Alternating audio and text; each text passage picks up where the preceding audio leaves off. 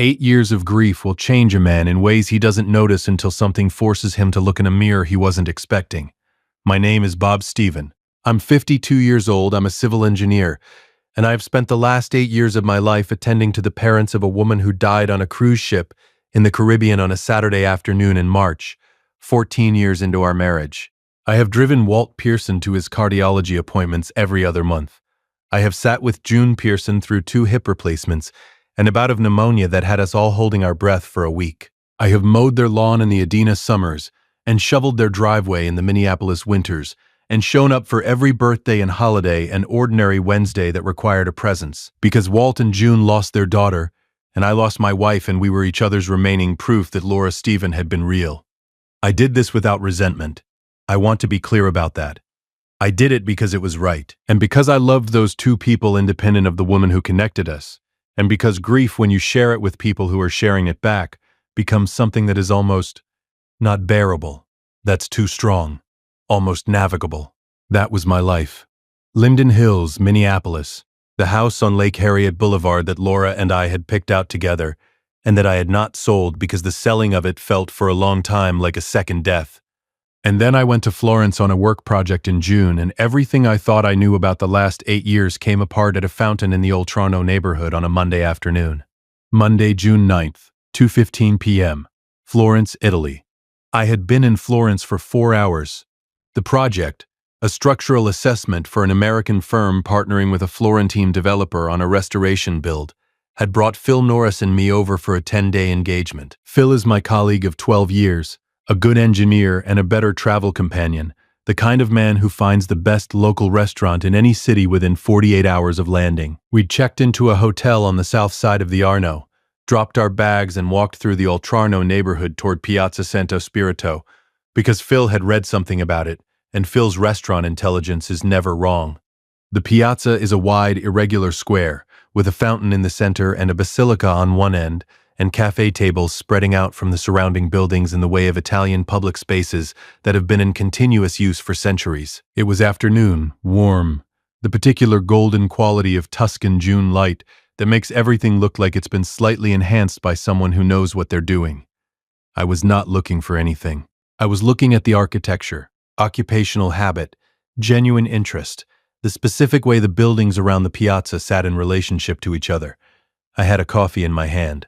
Phil was 3 steps ahead talking about dinner, and then a woman came out of a cafe on the western edge of the piazza with 3 small children, 6 years old or so, all 3 of them, 2 girls and a boy, and a man in his early 50s who had the easy confidence of someone on familiar ground. The woman was laughing. The children were pulling in 3 directions. The man was paying the cafe tab with the resigned patience of a father who has done this 1,000 times. The woman turned to gather one of the children. I dropped my coffee. Not metaphorically. Literally. The cup hit the cobblestones and broke, and the coffee went everywhere, and Phil turned around to see what happened and found me standing completely still with both hands empty, staring across a Florentine piazza at a woman who had the face of my dead wife. Laura, my brain said. Impossible. My brain also said. Laura, it said again, considerably louder. Phil was beside me. Bob. What? Are you okay? What happened? I couldn't answer. I was watching the woman. She was moving away now, across the piazza, one child's hand in hers and the man steering the other, 2 with the practiced ease of parental traffic management. Her hair was shorter than Laura's had been, a dark bob where Laura had kept hers longer. But the way she moved, the line of her shoulders, the specific angle of her head when she laughed. Bob. Phil touched my arm. You're white. What is it? That woman, I said. My voice came out strange. Across the square, the one with the children? Phil looked. The one with the dark hair? He knew about Laura. He'd been at the memorial service. Bob, grief does things too. I know what grief does. I was already moving. I know what it does, and this isn't that. I moved across the piazza, not running. I'm a 52-year-old engineer in dress shoes on cobblestones. Running was not happening, but walking fast, trying to close the distance without making the situation whatever it would become if I caught up with a stranger in a foreign city and told her she had a dead woman's face. They turned left out of the piazza onto a narrow side street. I turned after them. I kept my distance 30 feet more or less, and watched. The man was talking to one of the girls, pointing at something on a building. The woman stopped to help the boy with his shoe.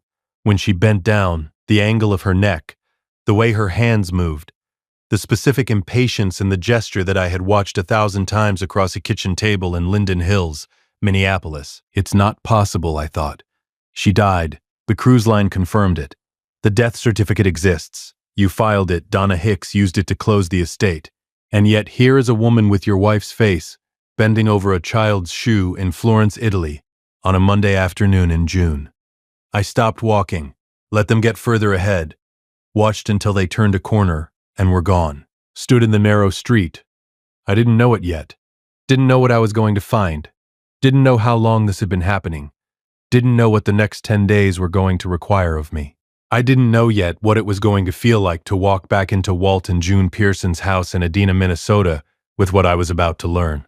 I pulled out my phone, took 2 photos before they turned the corner. Distant, imperfect, but something. Then I called Carl Briggs in Minneapolis. Carl answered on the second ring. "Bob, how's Florence?" "Carl." I looked at the corner where they'd disappeared. "I need you to find me a private investigator. Someone who works international. Italy specifically if possible." A pause. "Bob, what happened?" "I saw a woman," I said. She looked exactly like Laura. The silence that followed was the specific silence of a best friend who was deciding very quickly whether to say the practical thing or the human thing first. "Are you sure?" he asked. "That's why I need the investigator." Back at the hotel, Phil sat across from me at the small table in my room while I pulled up the 2 photographs on my phone. Distant, yes. Imperfect, yes. But the profile was clear enough in the second one, the woman looking sideways at something, half turned, the left side of her face visible. Phil looked at the photo for a long time. "Bob, say it. That is, there's a resemblance. I won't pretend there isn't." He set the phone down. "But you know this isn't. She's been gone 8 years. The cruise line confirmed she went overboard in rough water." I finished. "Yes, I know what they confirmed. I have the documentation. So I'm going to find out who that woman is." I picked up the phone, and then I'm going to make a decision based on information instead of assumption. That's what I do. I'm an engineer. Phil looked at me for a long moment. "And if it's not her?" Then I apologize to a stranger from a distance and go back to doing structural assessments. "And if it is?" I looked at my colleague. 12 years. He knew me well enough to know that I was not a man who fell apart, and also that I was not a man who let things go when the math didn't add up. "Then," I said, "we are going to have a significantly more complicated 10 days than either of us planned for. Welcome back to Sweet Family Revenge. Grab your snacks, get comfortable. And remember, the people in these stories had every chance to behave themselves. They just chose wrong." Drop a comment and be sure to subscribe.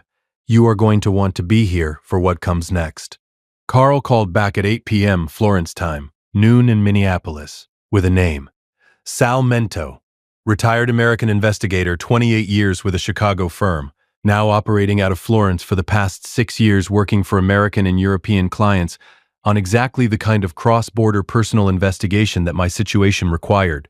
I called Sal Mento at 8:15. He answered in English immediately, the English of a Chicago native who has been speaking Italian for 6 years and has learned to code switch in the first syllable. "Mr. Stephen." Carl Briggs called ahead. "Tell me what you have." I told him. The piazza, the woman, the children, the man, the 2 photographs which I texted him while we were still on the phone. A pause while he looked at them. "The man is Marco Ferretti," Sal said. "I recognize him from the photos. He's a logistics businessman, operates out of Florence, Florentine family. Has a villa in the Fiesole Hills above the city, well regarded locally. No criminal history that I know of. And the woman? His wife. Been together about 6 years by local account. 3 children, triplets, conceived via IVF, according to what circulates in the neighborhood. She goes by the name Elena Ferretti. Elena, not Laura. But the face in my 2 photographs. Can you confirm her background? Where she's from? Her history before Ferretti? I'll have something for you. I'll pay whatever the rate is." I know you will, Sal said. Carl vouched for you. Get some sleep, Mr. Stephen. You sound like a man who needs it. I didn't sleep. Not well.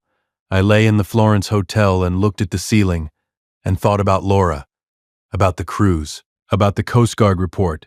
Conditions were severe, recovery not possible. Case closed.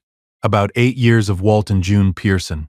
About the death certificate in my home office filing cabinet in Minneapolis, in the folder labeled Estate, L. Stephen, in the second drawer. If it's her, I thought, if it's somehow impossibly her, then she has been alive for 8 years. She has been in Italy for most of those 8 years. She has built a life and a family and a name. And Walt and June don't know their daughter is alive, and I have been taking care of them in her name. That thought, that specific particular thought, was the one that moved something in my chest from grief to something considerably sharper. I didn't let myself complete it. Not yet. Not until Salmento had something real. But it was there, waiting. There is a difference between suspecting something and knowing it. The suspicion is survivable. It has the softness of uncertainty around it, the possibility that you're wrong, the faint exit door of mistaken identity. The knowing is a different country entirely. You don't get to leave that one. Salmento called me on Wednesday morning, June 11th, at 7:45 a.m. I had been awake since 5. Phil and I had done the first 2 days of the structural assessment with the professional focus of people who understand that work continues regardless of personal weather. Phil, because that's how Phil is built, and me because the alternative was sitting in a hotel room in Florence waiting, and I have never in my life been good at waiting without something to do with my hands. But Wednesday morning I was not on a job site. I was sitting at the hotel room desk with coffee and my laptop and the 2 photographs still open on my phone when Sal called. Mr. Stephen, you should come to my office. What I have is better shown than described. Sal Mento's office was in a building off Via dei Serralli, a narrow street in the Oltrarno, 2 blocks from the piazza where I'd seen the woman Monday afternoon. The office was small and organized with the specific efficiency of a man who knows where everything is and has stopped caring whether it looks tidy by anyone else's standard. Filing cabinets, a large monitor, a map of the greater Florence metropolitan area with pins in it. Sal was 56, broad-shouldered and compact, with close-cropped gray hair and the watchful stillness of someone who has spent 34 years being paid to observe things that other people miss. He shook my hand, pointed me to the chair across from his desk, and opened a folder. I'm going to show you what I have in sequence, he said, because the sequence matters. First, a photograph. The woman from the piazza, taken yesterday from a distance. Better quality than mine. Full face, 3/4 profile. Clear enough. Then, a photograph from 8 years ago. A newspaper archive image. An American woman, identified in the caption as Laura Stephen of Minneapolis, Minnesota. A brief item from a Minneapolis Star-Tribune archive about a cruise ship incident in the Caribbean. A passenger missing, presumed lost at sea. Same face. Exactly. Unmistakably, I looked at both photographs on Sal's desk for a long time. How? I said. The background took longer than the face match, Sal said. The face I confirmed within 6 hours. Her current name is Elena Pearson Ferretti. She told Marco Ferretti when they met 8 years ago in Rome that she was an American who had left her previous life following a personal crisis. No details given. He didn't push, by his account, which I got secondhand from a mutual contact. He understood she had a difficult past and respected her privacy. She told him she was running from something, I said. Flat. Essentially, he believed it was a bad marriage. The room was very quiet for a moment. Sal let it be quiet. He was good at reading rooms. She faked her death, I said. I can't legally confirm that for you. What I can tell you is that the woman who goes by Elena Pearson Ferretti in Florence, Italy, has the same face as the woman reported missing from a cruise ship 8 years ago, uses the same surname, Pearson, as her maiden name, and has no documented history prior to approximately 8 years ago in any Italian or European registry I can access. No documented history, because she walked off a cruise ship in the Caribbean and walked into a new life and left me and Walt and June in Minneapolis filing a death certificate. The children, I said. 6 years old. Triplets. IVF, as I mentioned Monday. Marco Ferretti is on the birth certificates his father. 6 years old. She had been in Italy, building a new family for 2 years before the children arrived. She had been alive and in Europe while I drove Walt Pearson to his cardiology appointments and sat with June through her hip replacement. I looked at Sal. I need to know the mechanism, I said. How do you fake a death on a cruise ship? Sal leaned back. It's been done. Not commonly, but the documented cases exist. Rough water helps. Search and recovery becomes genuinely impossible, and the evidence standard for a presumed death ruling is lower when conditions make body recovery implausible. He paused. The Caribbean in March has weather patterns that can provide exactly those conditions, and most cruise ship disappearances are investigated at the level of, was this an accident or not? The investigation doesn't typically include, is this person still alive somewhere? She went overboard deliberately, I said. That would be my reconstruction, yes. With a plan on the other end, presumably Marco, or someone who became Marco, was already in place.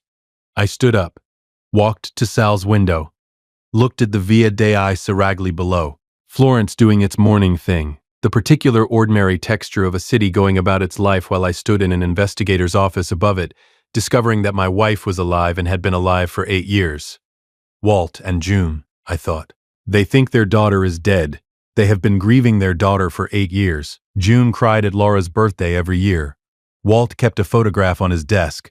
Laura at 16, at a lake somewhere, laughing. He looked at it every day. She let them grieve her. That was the thought that turned something in me from shock to something that I am going to describe as cold clarity, because that is the most accurate description I have. Not rage, not yet. Cold clarity. What are my options? I asked without turning from the window. Legally, in the United States you have significant ones, Sal said. If she faked her death to end the marriage, insurance fraud if a policy was paid out, filing a false death record, potentially, and the marriage is legally still valid in Minnesota, which means her Italian marriage to Ferretti is bigamous. Was there a life insurance policy? Sal looked at his notes. Small one. 50,000. Paid to you approximately 11 months after the incident. I turned around, looked at him. I used that money for Walt and June's medical bills, June's hip surgeries. Sal looked at me for a moment. Something moved across his face that I recognized. He'd been doing this long enough to have seen most things, but something about this specific accounting had found a gap in his professional composure. Mr. Stephen, he said, I want to ask you something, and you don't have to answer. Ask, what do you want to happen? I sat in Sal's office for another hour. I called Donna Hicks in Minneapolis, my attorney who had handled Laura's estate, and who I had trusted with complicated things before. She answered at 2 a.m. Minneapolis time because I didn't check the time difference, and she answered anyway because Donna Hicks is that kind of attorney. Bob, sleep in her voice, but immediately alert. What's wrong? Laura is alive, I said. A silence long enough to have its own address. Bob, she's in Florence. She's been in Florence for 8 years. She has a husband and 3 children, and she faked her death on that cruise, and there was a $50,000 insurance payout that I spent on Walt and June's medical bills. I was looking at Sal's pinned map of Florence. I need to know everything I can do legally, all of it, every option. Donna was quiet for another moment. When she spoke, her voice had the specific controlled tone of an attorney who has been surprised by something and is already professionally functioning. Okay, she said.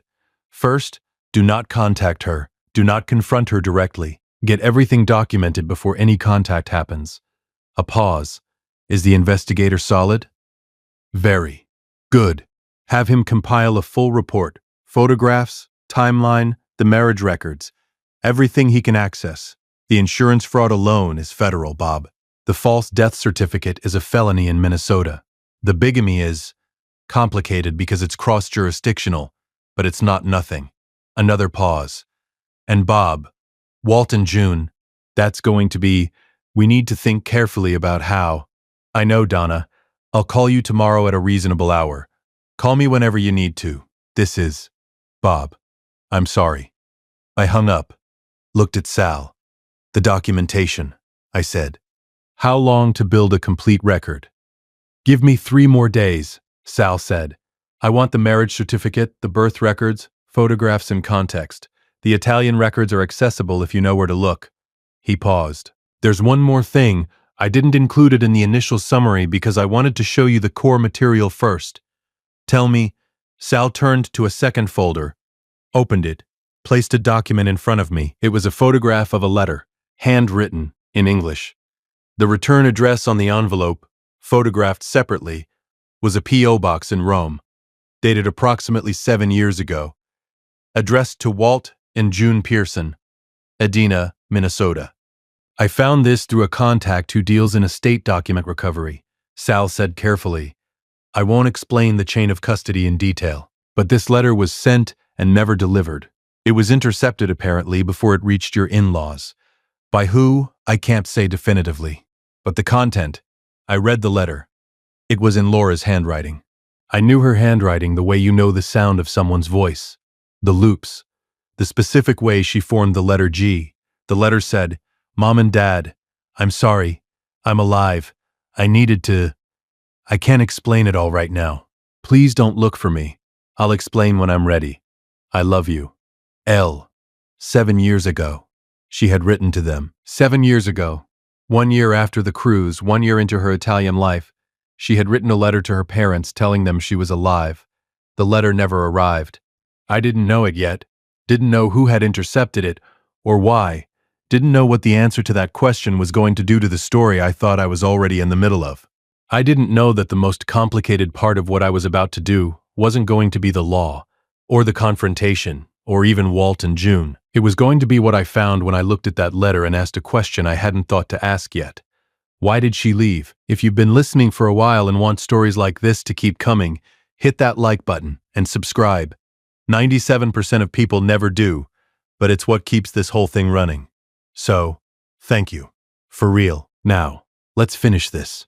I sat with that letter for a long time, in Sal's office, and then back at the hotel, and then over a dinner I barely tasted while Phil talked about the structural assessment and tried not to look at me too directly. Why did she leave? That question had not been available to me before Wednesday. Before Wednesday, the assumption had been, she died. The why of a death is grief, not investigation.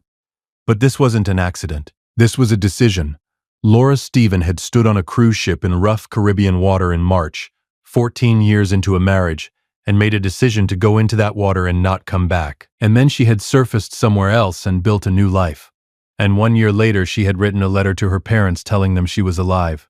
And the letter had never arrived. Someone intercepted it, I thought.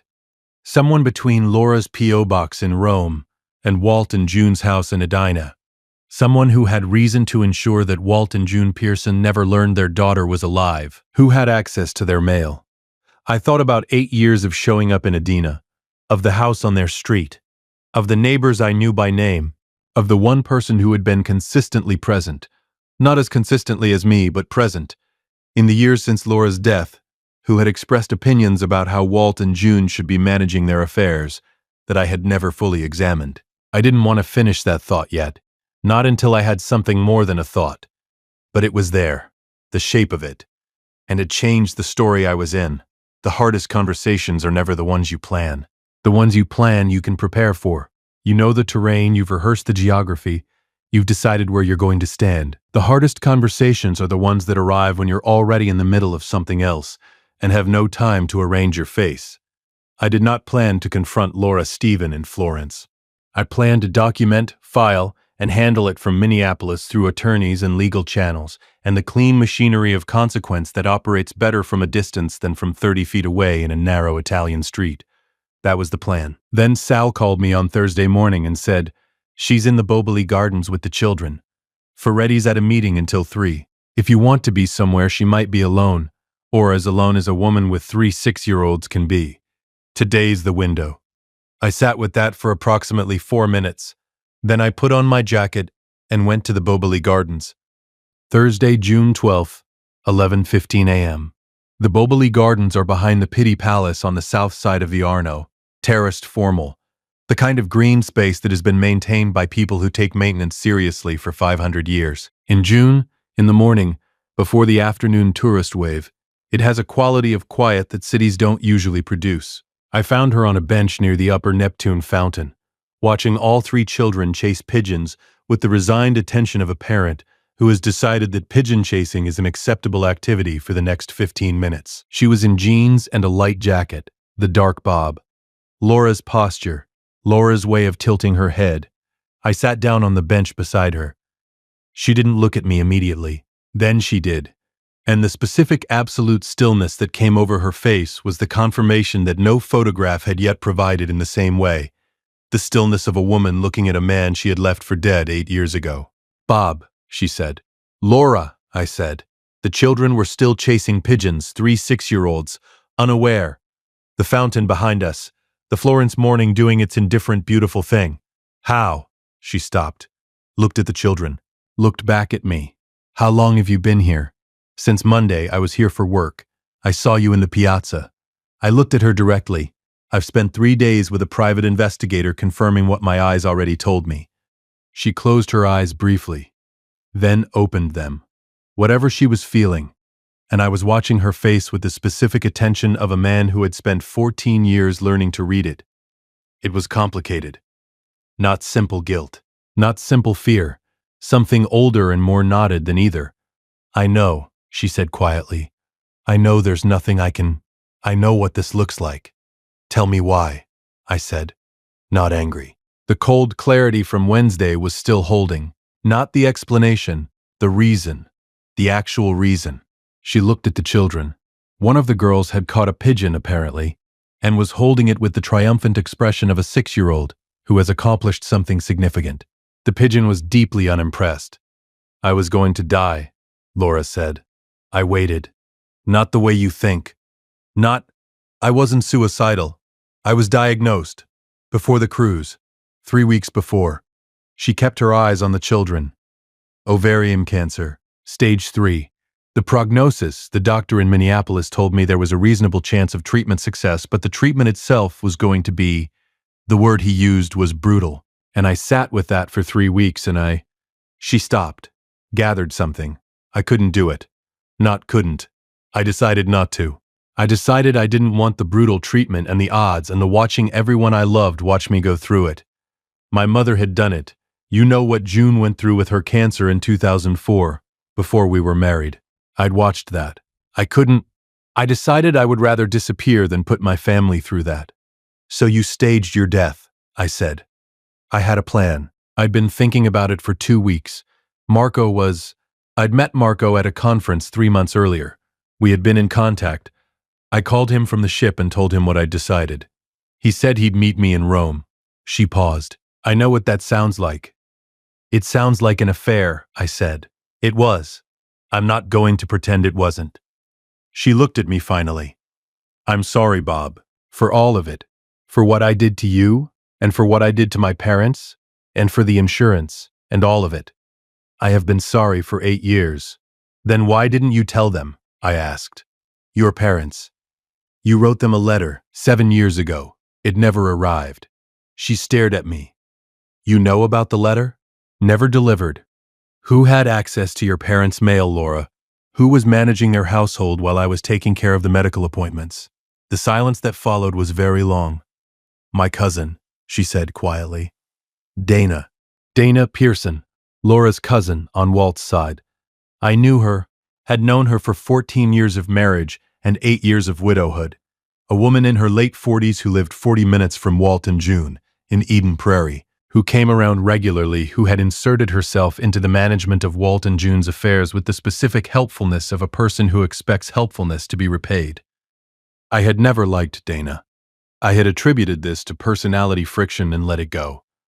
Dana knew you were alive? I asked. No, she didn't know. But Dana managed my parents' mail for a period when my mother was recovering from her first surgery. She had access. And Dana? Laura stopped.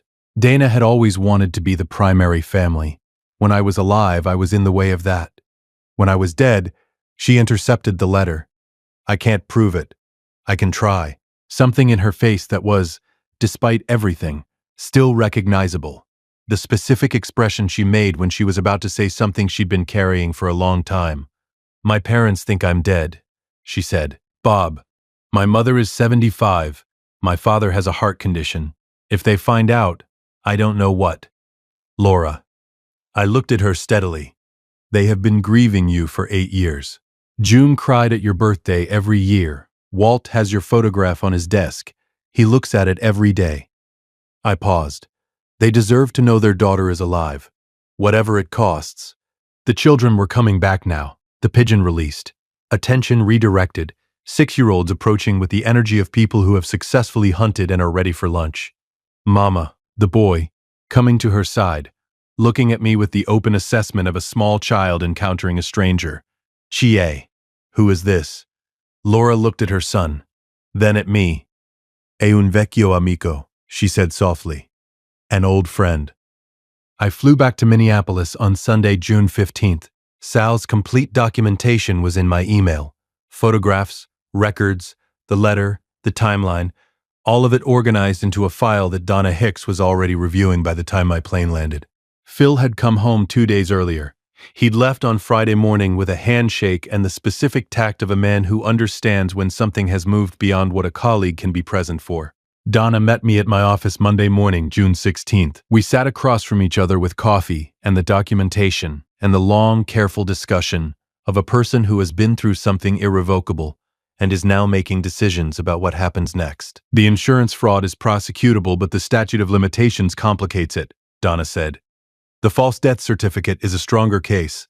That's a Minnesota felony with no expiration. The bigamy is valid but requires the marriage to be actively contested. She paused. What do you want to do, Bob? I had thought about nothing else for 6 days. 3 things, I said, in order. Tell me, first, Walt and June. I want to handle telling them personally before any legal process begins. They find out from me, not from a court filing or a news item. Donna nodded. Agreed. That's the right call. Second, Dana Pearson, I want the letter investigated. If she intercepted it, if she deliberately kept Walt and June from knowing their daughter was alive, I want that on record. I want consequences. That's possible. Male interference is federal. Third, I looked at Donna. I'm not interested in destroying Laura. I want the legal record corrected, the false death certificate, the estate closure, the insurance. I want it documented. But she has 3 6-year-old children and a husband who didn't know who she was when she married him, and I am not going to be the instrument of their family being completely dismantled because their mother ran from a cancer diagnosis and an end affair 16 years ago.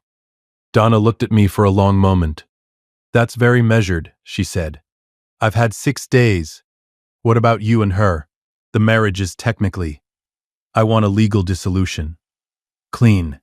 On the record that she's alive and that the death was falsified, not a divorce in the conventional sense. A correction.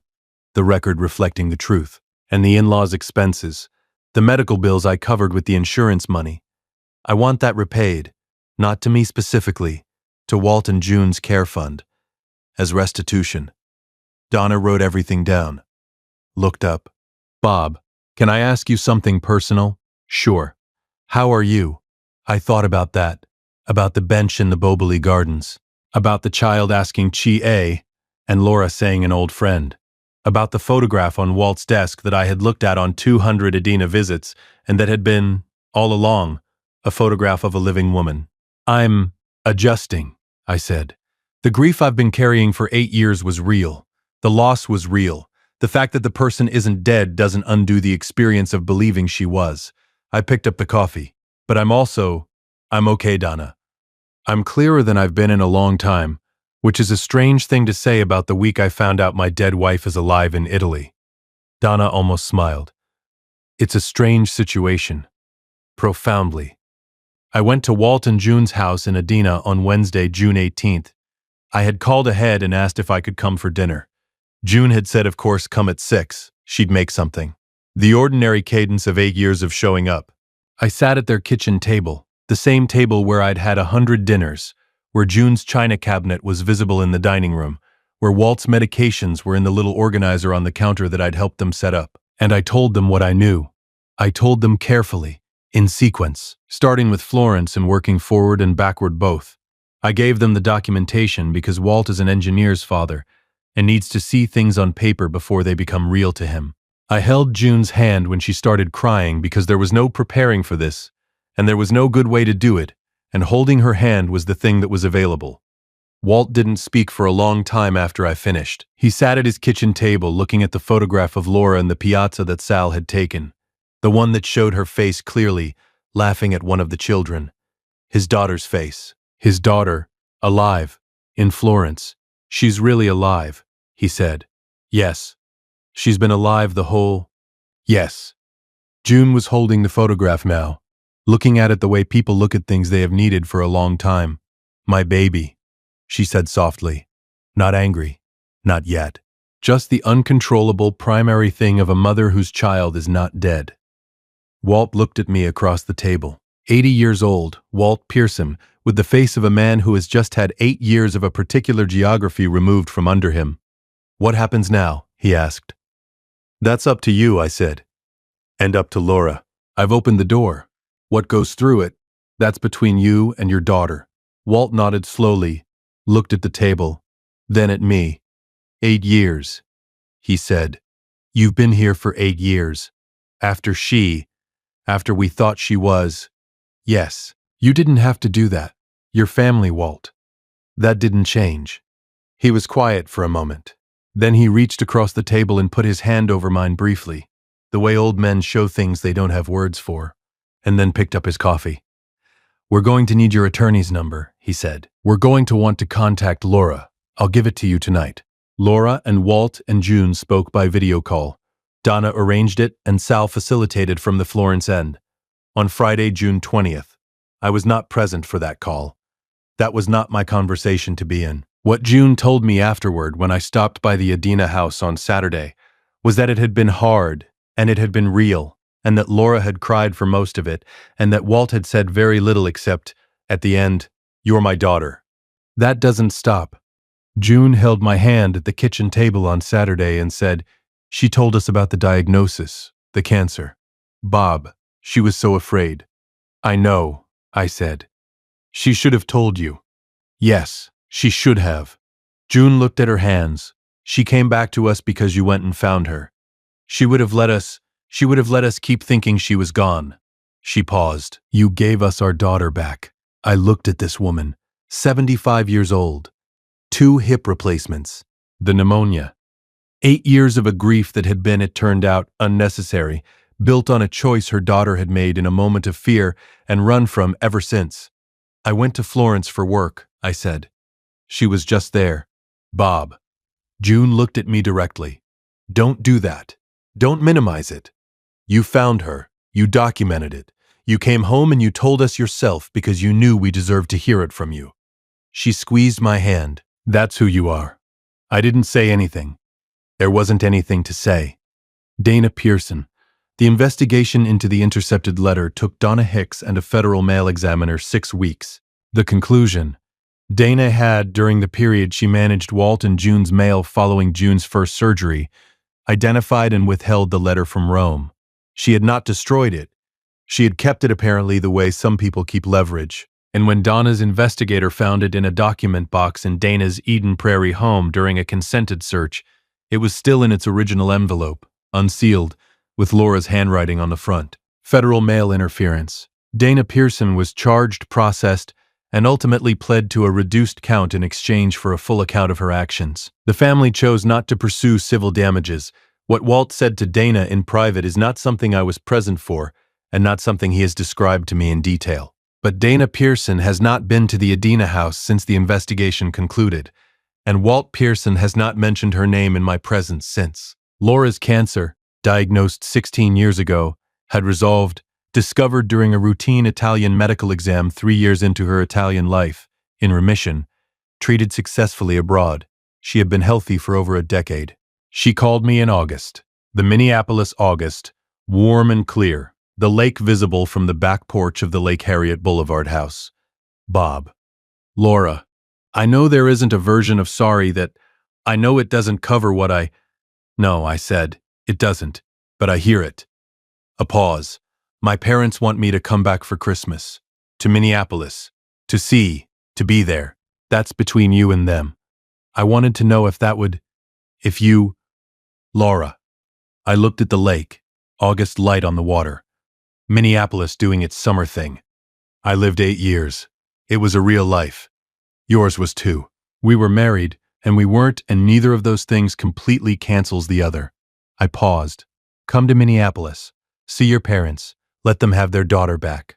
Thank you, she said. Don't thank me for that. The legal dissolution was finalized in September. Clean record. No contested proceedings. The insurance restitution went into a fund for Walt and June's ongoing care. Irrevocably. Documented real. On a Saturday in October, I drove to Adena and had lunch with Walt and June at the kitchen table. June had made soup. The real kind. Walt's photograph was still on his desk. He'd added a second one beside it. The photograph from Sal's surveillance. Laura in the Florentine piazza, laughing at her children. She looks happy, Walt said. She does, I said. You okay with that? I thought about the question. About everything it contained. Yeah, I said. Yeah, I think I am. Walt looked at me across the kitchen table, where I had sat for 8 years of someone else's grief and someone else's life and my own, which had turned out to be something I was still in the middle of. Still building, still figuring out the shape of.